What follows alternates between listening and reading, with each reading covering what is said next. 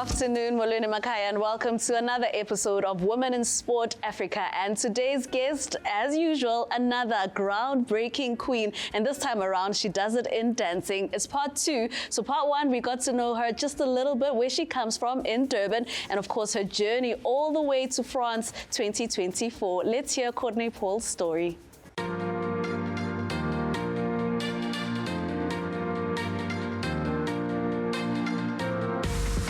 The story of Courtnaé Paul continues right here on Women in Sport Africa. Courtnaé, so now you're in Joburg, you're finding your feet, you're making it work, you're performing with these big name artists. But then the pandemic happens and it pulls the rug under all of our feet. How was that for you? And I mean, I can only imagine what happened for dancing. Yeah, I think I took it as a forever optimist. I took it as like, oh, finally a break. But actually, I was probably the busiest I've ever been during lockdown. It changed a lot of the way I think that I was working at the time. So 2019, 2018, I'm having like a really big run. I'm headlining the Met with Black Coffee. I'm choreographing the DSTV things. I'm like, you know, like I feel like I'm in my stride. Lockdown hits, I'm going, oh my word, now what? You know, I can't literally go to work. But then suddenly they go, hey, we're having DJ sets on TV. There's online dance comms and all these, now you can do social media. Like, it just changed the dynamic. And I think I just saw an additional opportunity to diversify a little bit. Like, how do I still do what I do, but make it more accessible? So yeah, we go into lockdown. I start training again because I'm in my house all day. What am I gonna do? But this is when we get news that now breaking is in the Olympics. I thought it was a joke, to be honest. I was like, there's no way. I went to a hip hop museum in Europe last year sometime, and they took us through like all these really cool artifacts. And funny enough, something in I think could have been the 90s already, the guys were writing that this will one day be in the Olympics. Wow. And they used to wear the spandex. The reason they did that is because they wanted the uniform to look more sport-like. But anyway, I digress. So it was a whole vision, actually. Yeah, they really had a plan for this thing, because breaking is so competitive by nature. And I think when people say this is an art and you know, it's so subjective, okay, cool. But in the same way that we go to a comp and you judge this thing, it's competitive. If there's a winner, it's a sport at the end of the day. So we go into lockdown. I start training into something called the Rebel BC1 e-battles. I think they were also just like, how do we keep breaking going, considering we can't go outside? And I come top 32 in the world and shock myself completely, because I'm like, I have not been dancing competitively for the longest time. It was something so far removed from what I was doing. And I think that lit a spark in me to go, oh my word, there's clearly something here. I'm a little bit older, it's a little bit later in life, I'm a little bit unprepared, but let's just see. Yeah. And I think this is when Red Bull South Africa goes, oh, okay, this person exists, you know? Then we get wind of all the qualifications that are going to start for getting us into the Olympics. Team South Africa is scrambling. They have no idea what this thing is. How do we get there? So imagine us now. So we like, okay, so how does it work? Where are we? Because I mean, is there even like a federation? Like, which federation do you fall under? So initially we were going, and still we're going under, it's called Breaking for Gold, and that falls under Dance Sport and, oh gosh, I'm going to remember the name now. But yeah, it's a ballroom federation. Yes. So which is completely, like, ballroom is, no clue of what it is apart. we do. So if you're throwing us a qualifier and you don't actually understand the inner workings, because I think when the IOC or whoever goes, okay, we're doing these qualifiers, the dance federations were just like, cool, we have breaking, and everybody just starts to scramble. But no, we didn't actually have breakers in charge. So I think we all just tried to play a role as best as we could and jump in line. There were a lot of older breakers who said, okay, cool, we're going to try and sit in these like admin positions and try get the ball rolling. But it was incredibly hard. We're funding ourselves, we're traveling, you know, there's a qualifier in Japan, there's a qualifier in France, there's a this, and you are just like, okay, cool, I paid 1,000 rand for my South African tracksuit. Now I must find flight money, now I must buy a flag. Like, you know, like you literally... It can't have been that bad. It was worse. We were just learning on the job, you know? Wow. We laugh, but I guess, I mean, these are the things that we go through. And honestly, I wouldn't change it. I think it's really given me some character, the war scars. but it also set us back a little bit because while we were still on a red list when they had started qualifiers around the world for the Olympics. So there was So which Olympics was this? This is for last year's. So in France? So this was the first time that breaking was on the Olympic stage in this way. They did Youth Olympics, I think 2018, if I'm not mistaken. Then they were like, this thing worked amazingly. We're gonna take it to the main stage. So they start qualifiers. We're still on the red list. We can't travel. So people are already earning points, getting experiences, and the whole setup was completely different to anything we had experienced before. I mean, we hadn't competed much already. Now you're suddenly thrown into an Olympic cycle. You're just like, okay, cool. We don't know what's happening. So that was at the beginning of the Olympic cycle where you then had to qualify for 2023 France. Yeah, so how it worked is you had to win your local qualifiers. So I did that 2 years in a row. Then I go, okay, cool, now what? Then they're like, oh, you've qualified for something overseas. I'm like, great, how are we getting there? They're like, hey, we don't know how you're getting there. Figure it out. So it really took a lot. I remember the first one was in Seoul. We get there, there's 3 of us, me, another b-boy, and like a facilitator from dance sport, for example. We get there, and other countries are sitting with teams of 10 and 15, you know, everything from their chiropractors, their physios, their coaches, and we just there with a backpack trying to figure out where do we check in, who do we speak. It was honestly just something else, and that's why I always say our mission is different. I don't care if I'm the worst breaker in the world. My mission is very different when I get on a stage globally than anybody else. Yes, I'm there to compete, and yes, I'm going to do my best to push the level. However, I feel like we are trying to create an industry. That side, it's working. The machine is working. Here, we are still trying to build that thing from the ground up. So the mission is a little bit different. It's different indeed, because I mean, when you're South African, you come with a whole lot of interesting things. You know, it's a very interesting being a South African. I always say that if one day I wake up and I'm not South African, it will be the worst day. No, I would hate it. I would absolutely hate it. Our chat with Courtnaé continues after the break, and I want to find out more about this journey going to the Olympics, France 2023. So you don't want to go anyway.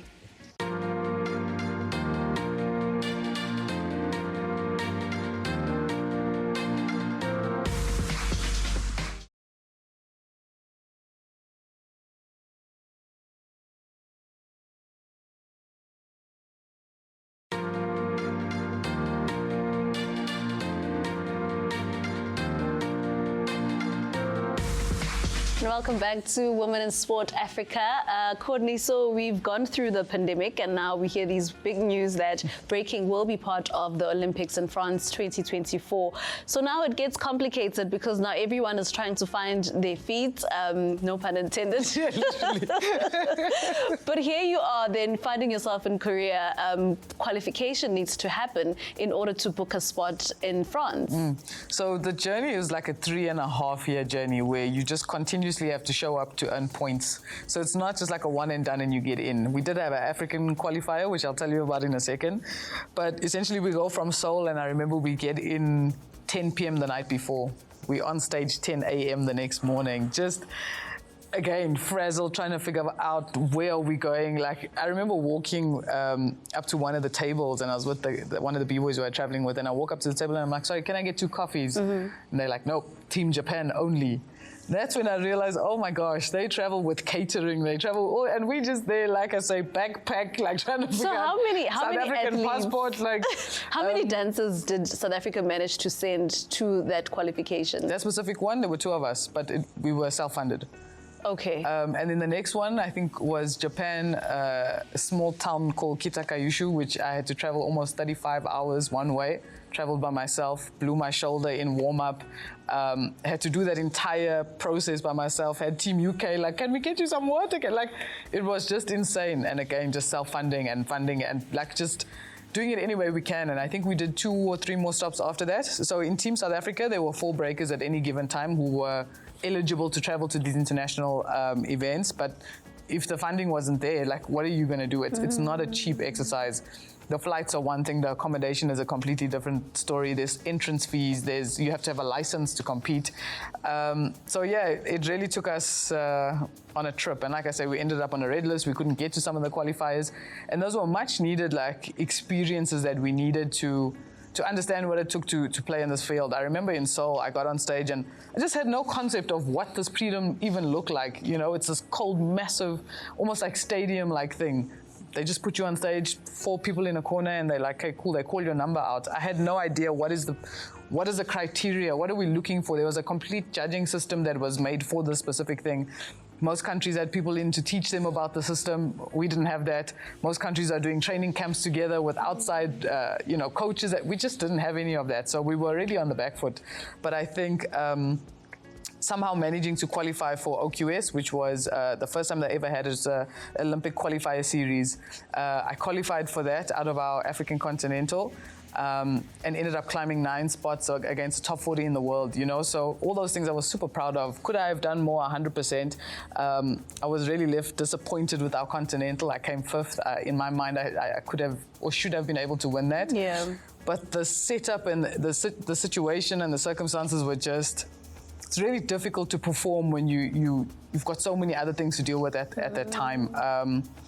So yeah, but no regrets at the end of the day. Like I say, I think we're more present now than we've been. So now, you said you'd tell us more about the African Games, but with that, I also want to speak about then and now, how do we then compare to the global stage? And I mean, to be able to get to France is already able to open doors. But as a continent, when you look where we are, how do you then rate us? It's very hard to say because breaking is so individualistic, so it's like I can be really high level and you can be a beginner, and that doesn't accurately show the level of South Africa, if that makes sense. Globally, I think we're sitting like in the middle, of everything. I don't think we're the worst, but we're definitely not near the top just yet. We're on our way 100%.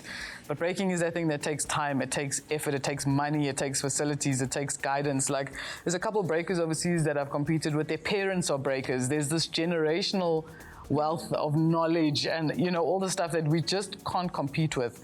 However, there's something that we have that I don't think I've seen anywhere else. There's just this like raw talent. There's this raw feeling. Like, in South Africa, you call any 2-year-old, 3-year-old baby and they're gonna break it down for you now. I think we just have that rawness about us that I haven't found anywhere else. But that's why OQS was a big one for me. I was fighting for my life. I got seeded, I think, at 39. I ended up at 31 by the end of it. And against the last top 40 in the world, everybody fighting for the last 7 slots for the games.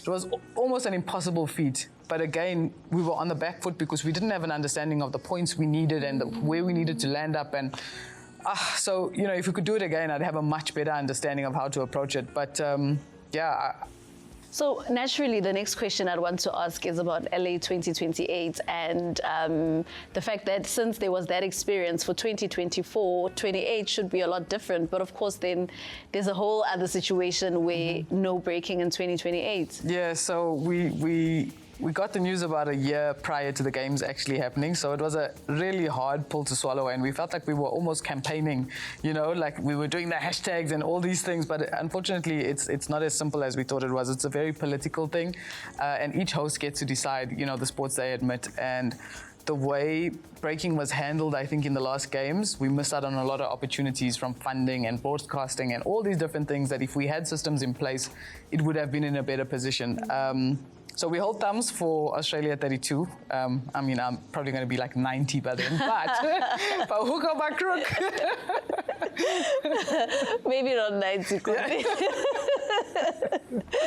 But yes, that's our guest here on Women in Sport Africa. We've reached the tail end. When we come back, we talk about sponsorship in the sport. And of course, we're still hoping that maybe in 2030, there will be a difference and we'll get breaking back into the sport. It's Women in Sport Africa, and we're coming back after the break.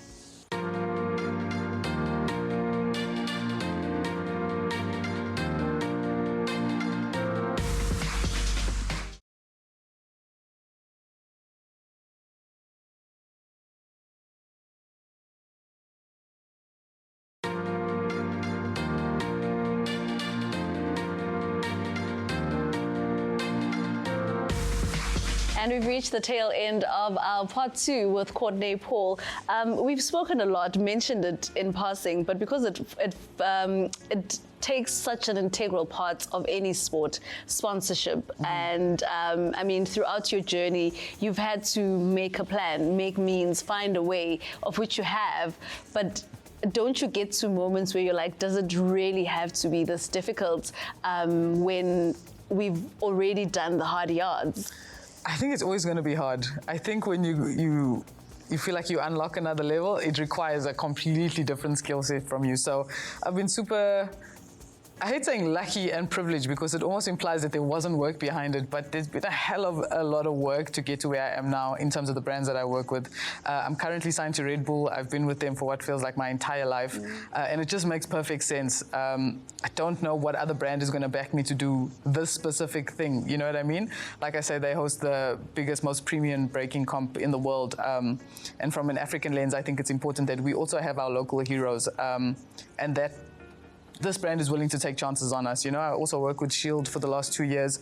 And those are two brands who I think have stood by me, but it's been very difficult for people to sign on to this almost enigma, this thing that feels like, where is it going? Why are we doing this? But there's so much value in it, and it takes, again, platforms like this, which is why it's so important to have and expose people to it and see that there's a completely different side to this culture, this lifestyle, this sport that can bring value to so much more. And if we had the right backing, we could do even more than what we're doing now. So I always say I think it's incredible how much we're doing in spite of the circumstance, you know what I mean? Because even with the backing that I have, when I think alone of what it takes just per month from my physios, my chiros, my sports therapists, my nutritionists, my trainers, and I mean my sports, my strength and conditioning coach, my dance trainer, the facilities I train at. Those are just performance-related costs. I'm not talking about the sweat, the bones, or whatever. I'm not talking about what my house costs, my car, my food, you know what I mean? So it really takes a lot of blood, sweat, and tears and having the support structure. And then I think we're going to be okay. Sure. You know? But it still does feel like, I mean, if you think of the way in which you went and qualified for the France 2024 Olympics, and you would think that, and I mean, it's a cry for many sporting codes. You would think that now that we're here, now that we've qualified, now that we've been doing the work, you traveled throughout your qualifications with your own money. You know, you'd think that at some point it gets a little easier. Come on now. So for me, like the road stopped at the OQS thing, and I remember I walked straight out of one of our qualifiers.